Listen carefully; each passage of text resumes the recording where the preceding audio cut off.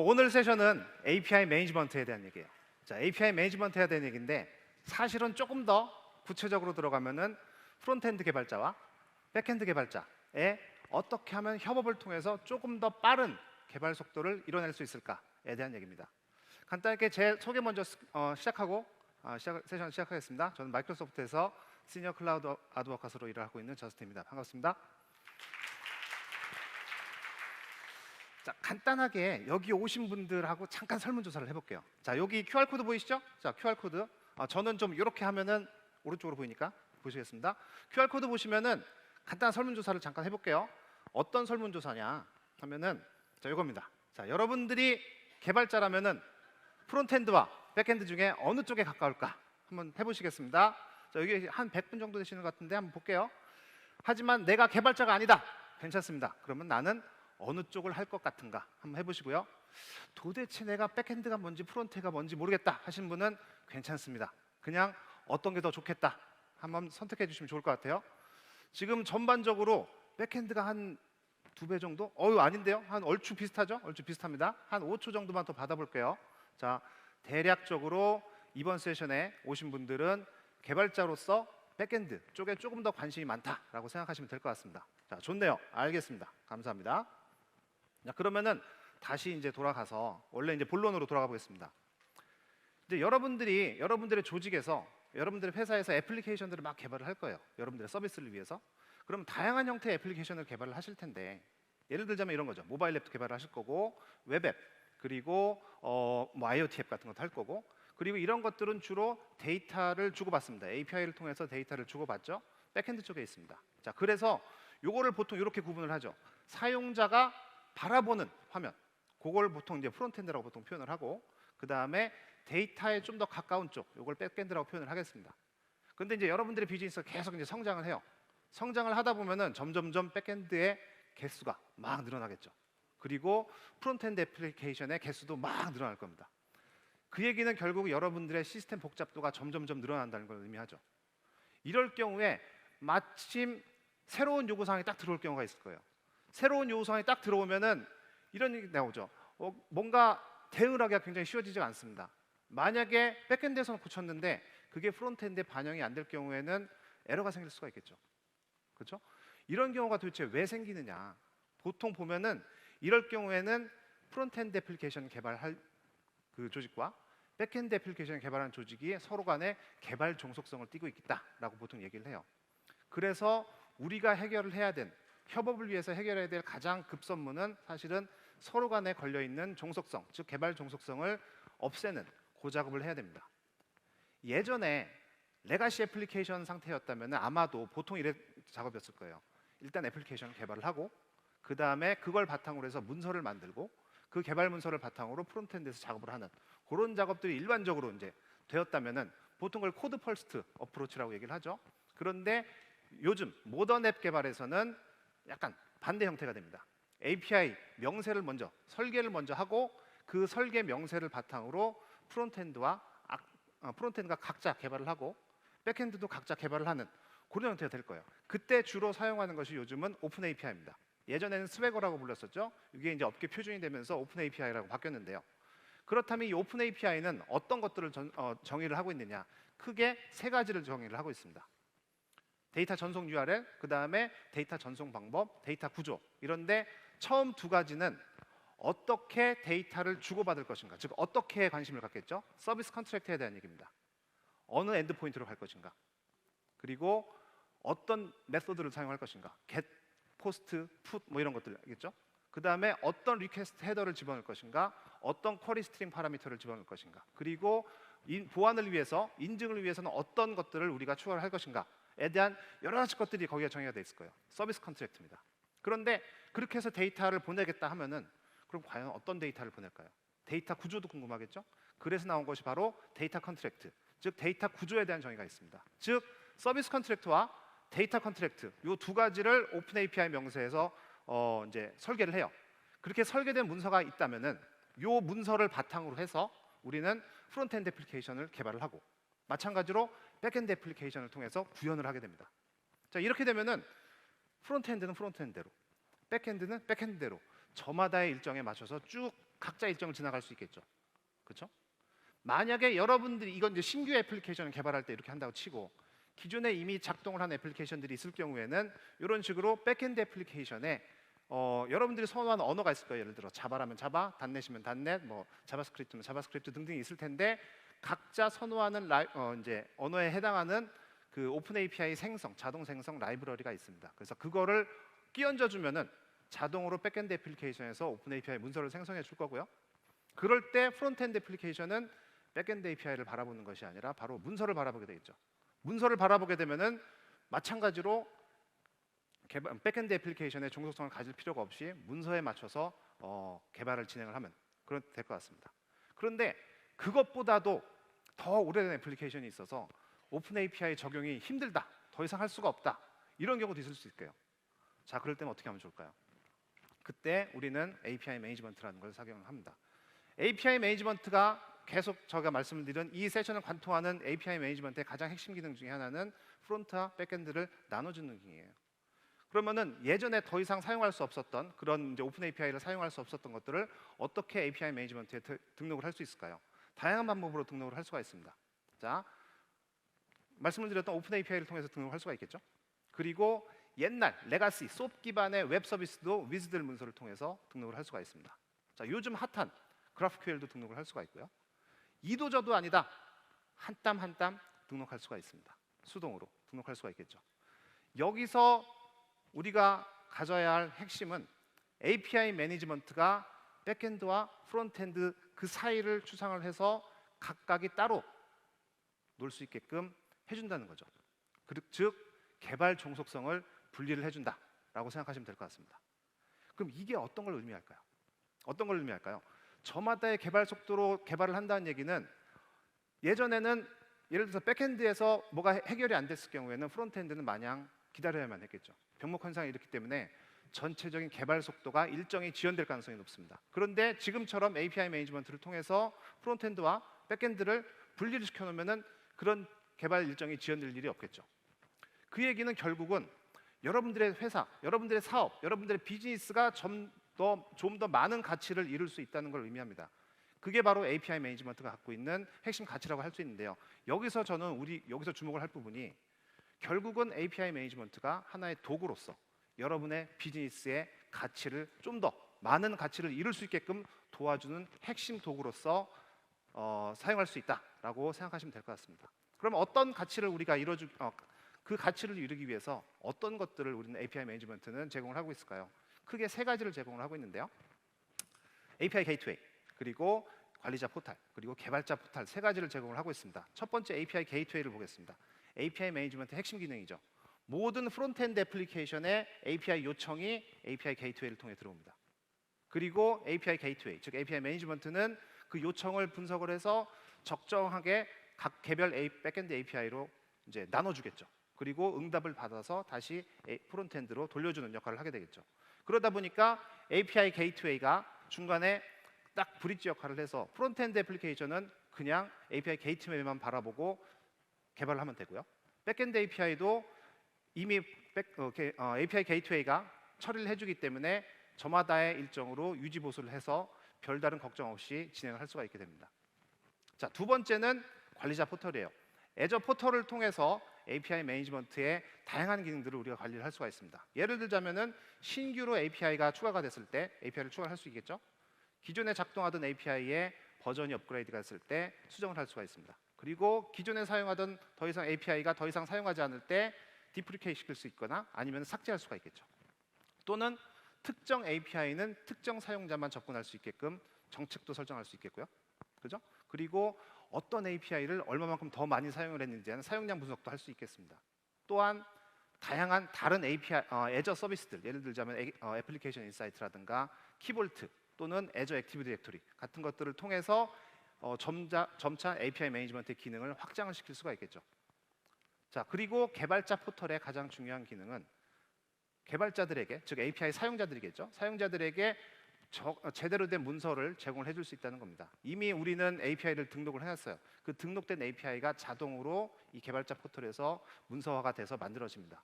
그러니까 사용자 입장에서는 이 개발자 포털만 바라보면은 이 API를 어떻게 사용하면 되겠구나라는 걸 알 수 있겠죠. 또한 어떤 API를 내가 컨슈머하겠다, 사용하겠다라는 API 구독도 여기서 설정할 수 있겠고요. 또한 그 구독된 API를 바탕으로 테스트 데이터를 흘려서 이 API가 어떤 식으로 작동을 하는구나라고 알 수도 있을 겁니다. 이번 세션에는 이 두 가지 API 게이트웨이 기능과 관리자 포털 기능에 집중해서 한번 얘기를 전개를 해보도록 하겠습니다. 자, 첫 번째 가장 중요한 기능이죠.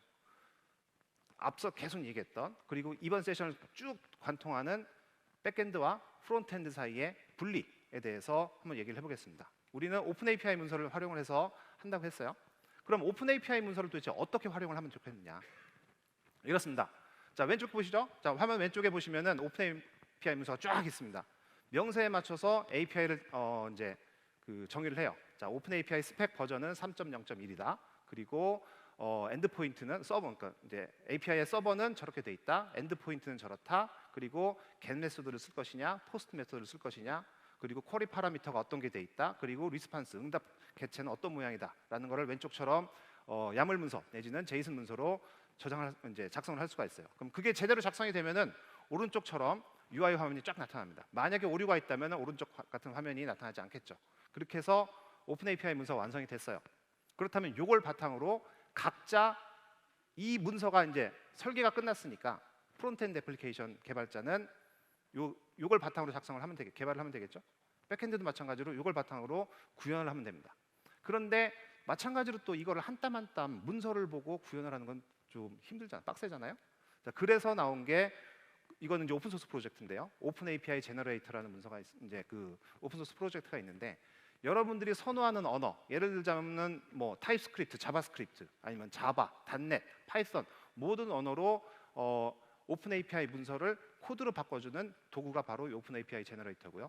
만약에 여러분들께서 모바일 앱을 개발하신다라면은 코틀린, 스위프트, 오브젝티브 C 같은 언어로도 코드를 생성을 해주게 됩니다. 꼭 한번 보시면 좋을 것 같아요. 혹시 사진 찍어 보시면은 오픈 API 제너레이터.tech라는 웹사이트에 가서 보시면은 관련된 문서를 보실 수 있고 여러분들이 선호하는 어쩌면 다른 마이너한 언어들도 있으니까 굉장히 많은 언어들을 제공을 하고 있으니까 한번 보시면 좋을 것 같습니다. 자, 그렇다면 첫 번째 데모를 보여드릴게요. 어떻게 하면은 프론트엔드와 백엔드 사이의 개발 정속성을 끊을 수 있을까요? 한번 보겠습니다.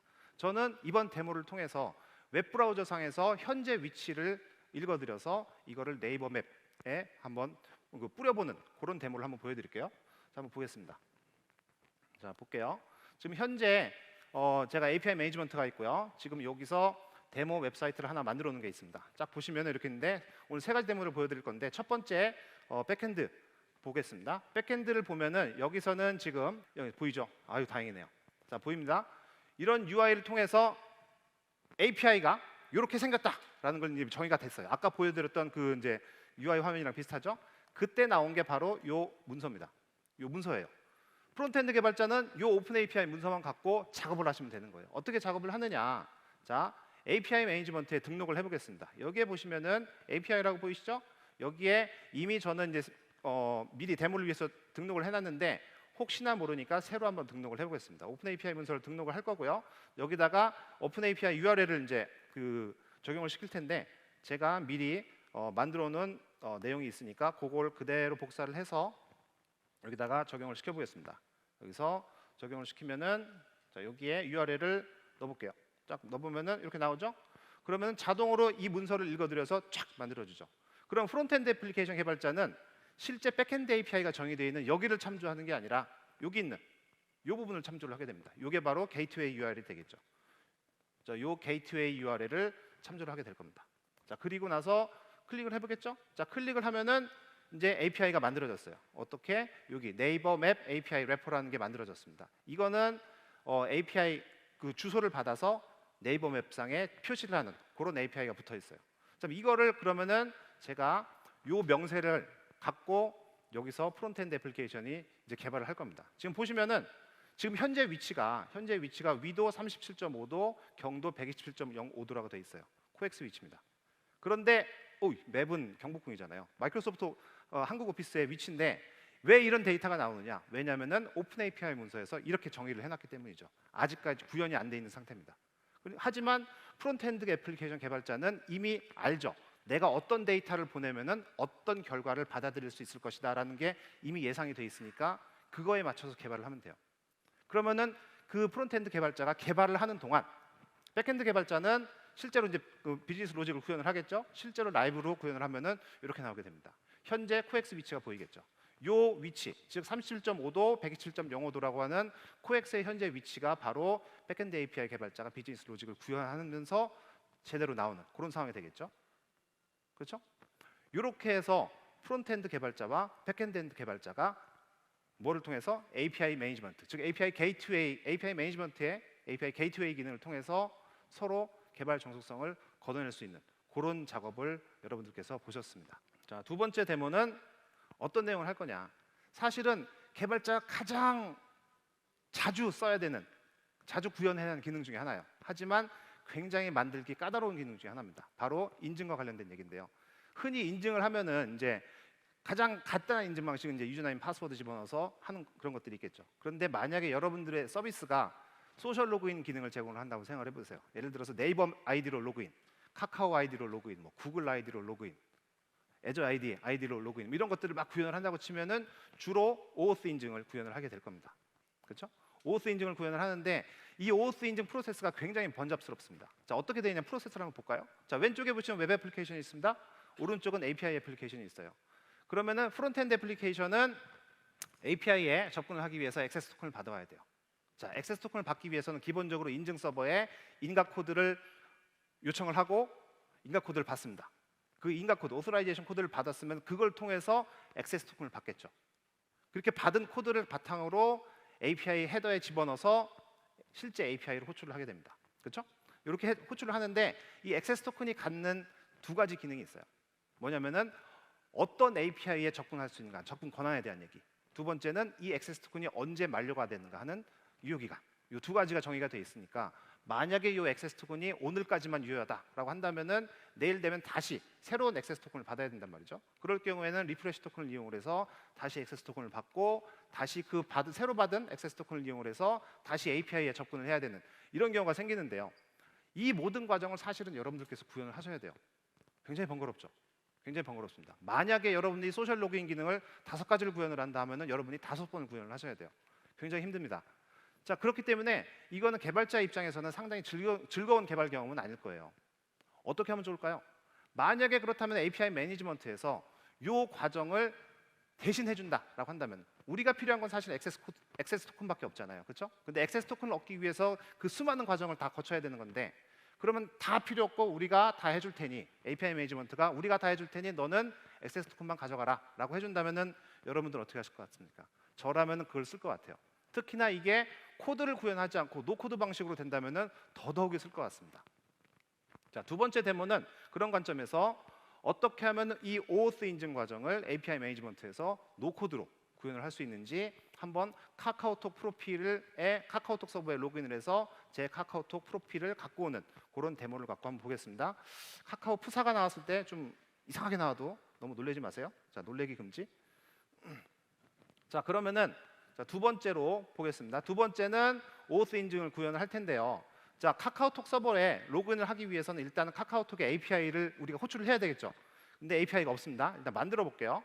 API를 만들기 위해서는 우리 그 오픈 API 문서가 없으니까 생짜로 한번 만들어 보겠습니다. 여기서 디스플레이 네임을 카카오라고 놓고요. 그다음에 웹 서비스 URL을 카카오톡의 API는 kapi.kakao.com으로 되어 있기 때문에 제가 이거를 그대로 여기다가 넣어보겠습니다. 넣었죠? 그 다음에 우리는 그 프론트엔드 개발자가 사용할 수 있는 API 게이트웨이 URL을 위해서 카카오라고 넣어봤습니다. 그러면 사용자는 프론트엔드 개발자는 이 URL만 알면 되겠죠. 실제로 카카오 API에 대해서 전혀 걱정할 필요가 없습니다. 이것만 갖고 만들어 볼게요. 자, 만들었어요? 자, 만들면은 카카오라고 왼쪽에 만들어졌죠. 근데 하지만 실제로 어떤 걸 갈지 엔드포인트를 홀출할지는 나오지 않았으니까 오퍼레이션 하나 추가를 해보겠습니다. 자, 여기서 액세스 토큰 이렇게 놓고요. 여기서 슬래시 엔드포인트를 액세스 토큰 이렇게 놓겠습니다. 자, 이렇게 해서 API 엔드포인트 하나 만들어졌죠.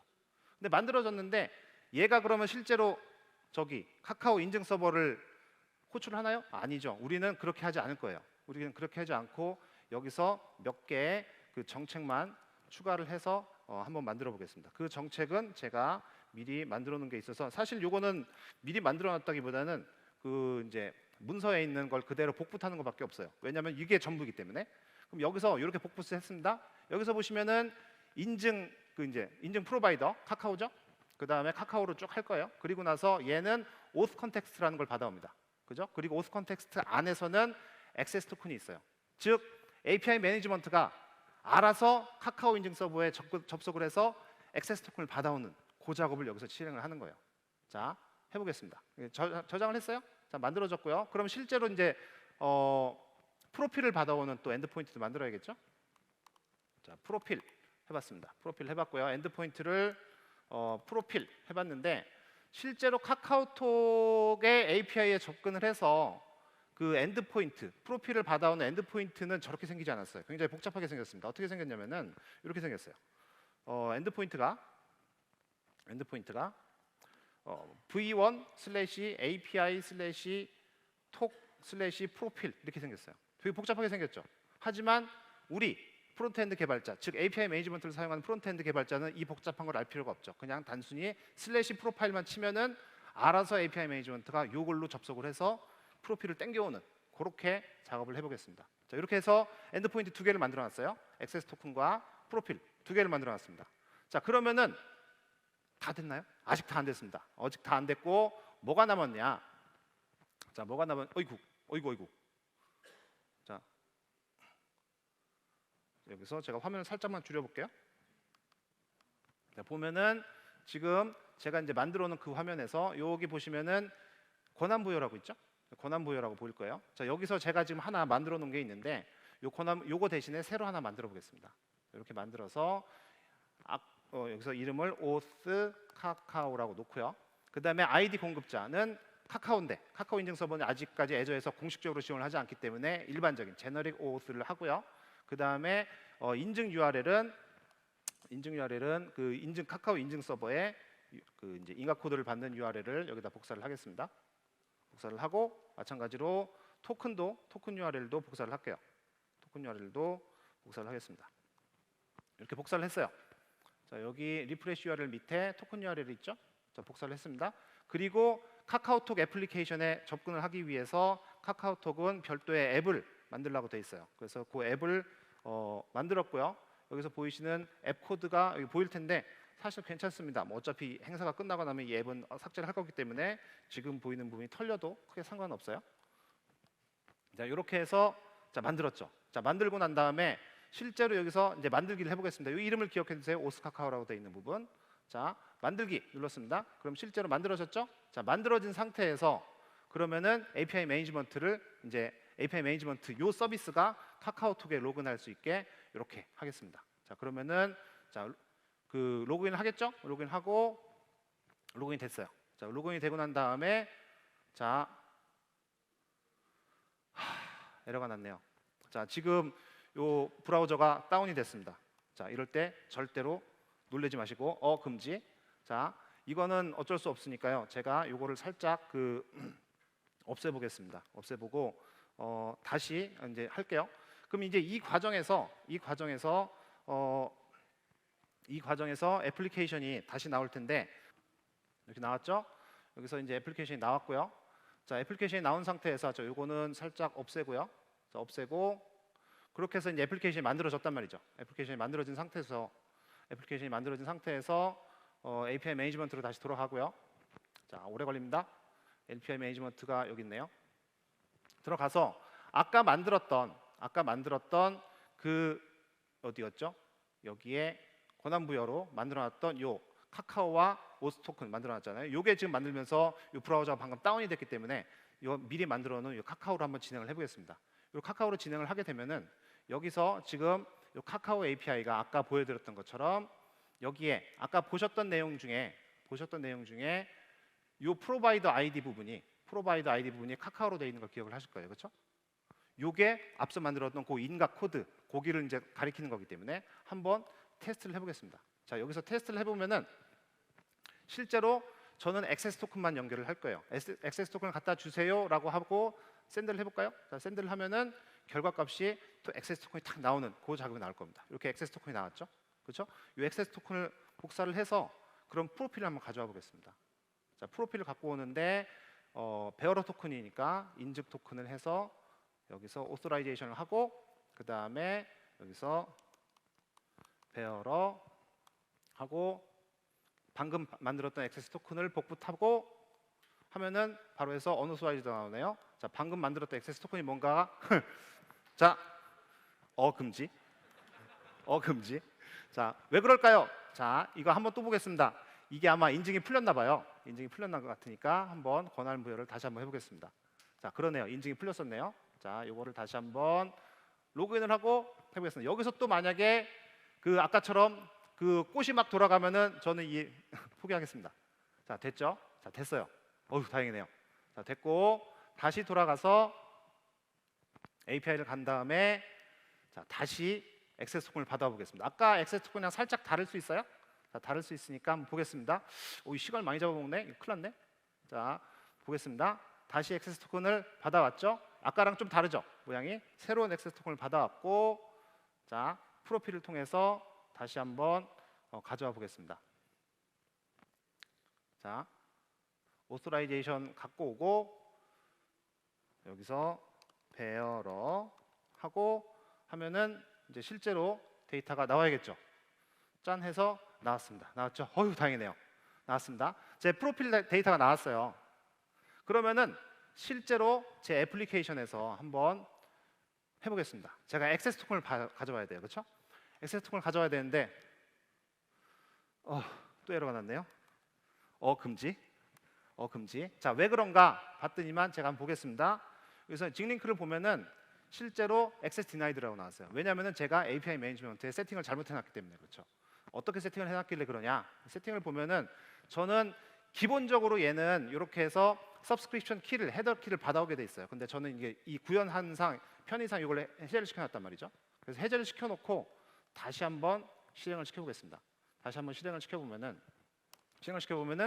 이번에는 이게 바로 안 되겠죠? 자, 받아왔죠? 자, 받아왔으니까 여기서 다시 액세스 토큰을 받아오면은 받아올 거고 그다음에 프로필을 보면은 이렇게 해서 제 프로필이 나오는 거를 볼 수가 있습니다. 지금 이 과정에서 자, 웃으시면 안 돼요? 자, 이 과정에서 제가 했던 내용은 API 매니지먼트에 제공하는 거기서 이제 빌트인으로 제공을 하는 OAuth 인증 기능을 그냥 그 자리에서 구현을 했습니다. 여러분들이 실제로 OAuth 인증 기능을 구현할 필요가 없다는 얘기예요. 바로 API 매니지먼트가 제공을 하는 관리 기능으로서 제공하는 그 OAuth 인증 과정을 구현을 하고 여러분들은 바로 그냥 코드만 받아서 실행을 하면 되겠다라고 하는 거를 보여드렸습니다. 험난했네요. 자, 험난했습니다. 자, 그러면은 다음 내용을 한번 진행을 해보겠습니다. 자, 다음 내용은 이건 아까 보여드렸던 그 그림이에요. 애플리케이션이 이제 복잡도가 막 늘어납니다. 여러분들 회사에서. 그러면은 이거를 단순화시키기 위해서 우리는 중간에 API 매니지먼트를 도입해가지고 프론트엔드와 백엔드 사이에 종속성을 분리시킨다라고 말씀을 드렸어요.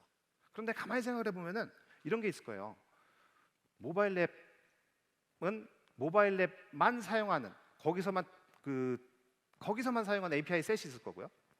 웹 애플리케이션 또 웹 애플리케이션에서만 사용하는 그 API 셋이 있을 거예요. 그렇죠? 파워 플랫폼은 또 파워 플랫폼대로 사용하는 API 셋이 있단 말이죠. 그러니까 각각 저마다 사용하는 API 셋이 있지 백엔드의 모든 API 셋을 다 알 필요는 없다는 거죠. 자, 그렇다면은 API 매니지먼트 안에서 특정 클라이언트 애플리케이션, 특정 프론트엔드 애플리케이션만 사용하는 API 콜렉션만 만들어서 그것만 제공을 해주면 어떨까? 할 수 있겠죠. 그러면은 프론트엔드 개발자 입장에서는 다 알 필요 없이 그것만 알고 그것만 사용하면 되겠죠. 그런데 이거를 위해서 굳이 백엔드 API 개발자가 다시 뭔가를 다시 막 이렇게 새로 만들어줘야 되나요? 그럴 필요는 없죠. 왜냐하면 API 매니지먼트에서 다 해줄 테니까. 그래서 이걸 가르쳐서 클라우드 아키텍처 패턴 중에 하나인 백엔드 포 프론트엔드, 즉 개별 프론트엔드별로 특화된 백엔드 서비스를 우리가 제공을 해줄 수 있게 됩니다. 그 얘기는 무슨 말이냐면은 내가 모바일 앱을 사용한다 치면은 모바일 앱에 특화된 API 셋만 제공을 한다는 얘기고요. 그 다음에 파워 플랫폼 앱을 사용을 한다고 치면은 그 파워 플랫폼에 필요한 API만 맞춤형으로 제공할 수 있을 겁니다. 그렇죠? 그렇게 BFF를 만들 수 있을 거예요. 한번 또 데모를 보겠습니다. 자, 이번엔 여러분들께서 같이 체험해 줄 수 있는 데모예요. 자, 노코드 형식으로 파워 플랫폼에 특화된 BFF를 만들 겁니다. 자, 여기 QR코드 한번 찍어 보시고요. QR코드 찍어 보시면 폼이 나타날 텐데 거기에 이름과 핸드폰 번호를 집어넣으시면 됩니다. 물론 이 세션이 끝나고 난 다음에 여러분의 핸드폰 번호는 싹 다 삭제가 될 거예요. 전혀 저장하지 않습니다. 해보시면은 이름 집어넣으면은 나중에 여러분들께서 문자 메시지를 하나 받으실 거예요. 자, 문자 메시지 받으실 겁니다. 잠깐 조금 있다가 한 5초 정도 있다가 넘어가 볼게요. 자, 그 상태에서 제가 어떻게 하느냐 한번 보겠습니다. 자, 여기서 저는 세 번째 데모는 이제 코드 한 줄 없이 BFF를 구현하기라고 되어 있는데 두 개의 백엔드 서비스가 있습니다. 문자 메시지를 보내는 API는 NHN 클라우드에서 제공을 하고 있어요. NHN 클라우드에서는 두 가지의 API를 제공을 하고 있습니다. 하나는 문자 메시지를 보내는 SMS API가 있고 또 하나는 한국 그 이제 문자 메시지 보내는 규정상 스팸을 방지하기 위해서 항상 발신자 번호가 그 이제 인증된 발신자 번호만 보낼 수 있게 돼 있어요. 그래서 그쪽 API가 별도로 존재합니다. SMS 베리피케이션 API가 이 두 가지를 근데 사용자 입장에서는 사실은 이 두 가지가 별도로 있을 이유가 별로 없죠. 그거를 하나로 합치는 게 바로 우리가 원하는 BFF이기 때문에 이 두 개를 하나로 한번 합쳐보겠습니다. 자, 여기서 다시 API 매니지먼트로 넘어가서요. API를 보면은 자, API를 보면은 이건 디스카드 하고요. 자, 화면을 넘어가서 자, API로 넘어가서 이번에는 이 여기에 있는 요 SMS와 SMS 베리파이 API 요 두 개를 합치는 거를 이제 만들 거예요. 자, 오픈 API 문서로 다시 한번 넘어가 보겠습니다. 여기서 미리 만들어 놓은 미리 작성을 해 놓은 그 API 문서가 있기 때문에 그거를 바로 이제 적용을 시킬 거고요. 자, 적용을 하겠습니다. 이렇게 딱 해서 불러드리면은 자동으로 BFF라고 딱 보이겠죠, 그렇죠? 이렇게 해서 이제 바로 만들 거예요. 자, 이렇게 만들어지면은 자, 지금 여기다 제가 뭔가를 안 집어넣군요. 서픽스를 안 집어넣네요. 자, FF 집어넣고 이렇게 해서 다시 한번 만들어 보겠습니다. 자, 만들어졌죠? 자, 만들어지면은 이 BFF는 문자 메시지 보내기 API, 문자 메시지 그 발신자 확인 API가 두 개가 있어요. 문자 메시지 보내기 API는 여기 SMS에 있는 보내기 API, 요거를 이제 갖고 오는 호출하는 거고요. 그 다음에 발신자 리스트 API는 SMS 베리파이 API를 활용을 하는 겁니다.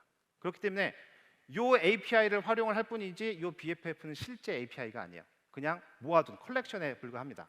그렇기 때문에 여기서는 기본적으로